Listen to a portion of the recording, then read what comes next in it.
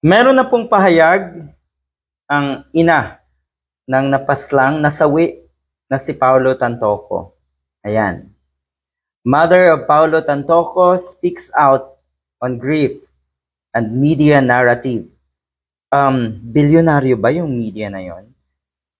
Parang isa lang ang sistema na itong bilyonaryo at ng SMNI. Parang pareho di ba? Pero totoo, katulad ng sinabi ko dati, dapat talaga ang magsalita ay yung pamilya nga na itong si Paulo Tantoco. Pero syempre, ang mga DDS, hindi yan patatalo. Sasabihin na naman, pinagtatakpan. Huwag niyong sabihin binayaran yung ina ni Paulo Tantoco. Okay? Dahil nagmumukha na kayo lalong tanga dyan. At yung sinasabi nga ng ilan na kuno ay mukhang pinagtatakpan na lang dahil magkakaibigan.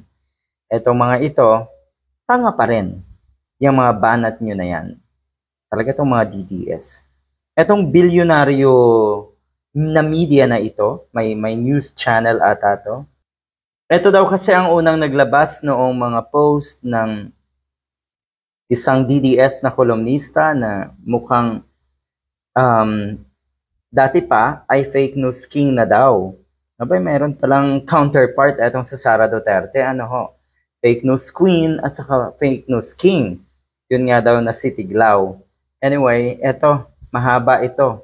Pero ang ibig sabihin, walang kinalaman yung cocaine. Katulad ng sinabi nga ni Sara Duterte na nagkalat daw ang white substance doon. O diba? Ang lala. Wala namang cocaine daw doon. Totoo na may cocaine effect.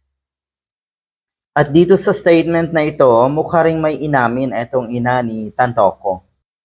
So, maliwanag dito na walang cocaine overdose na nangyari. Wala.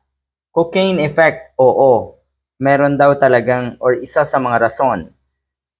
Yun naman pala, meron ng karamdaman etong si Paulo Tantoco bago pa man mangyari ito. Nagkataon lamang na sa US nangyari sa isang hotel kung saan nga nag-party, nagtipon-tipon ang entourage na itong First Lady. At ang sinasabi kasi dito, magkasama daw sa isang kwarto. Itong First Lady at yung kaibigan nga na si Paulo. Hindi daw. Ang totoo, ang kasama lang daw ni Paulo nung siya ay mamatay sa kwarto na yon ay yung kanyang asawa.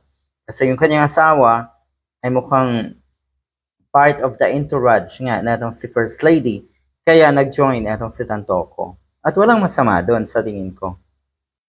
At medyo nakita ko yung pagiging honest kasi doon daw sa autopsy or doon sa report, meron talagang cocaine na nakita sa kanyang body.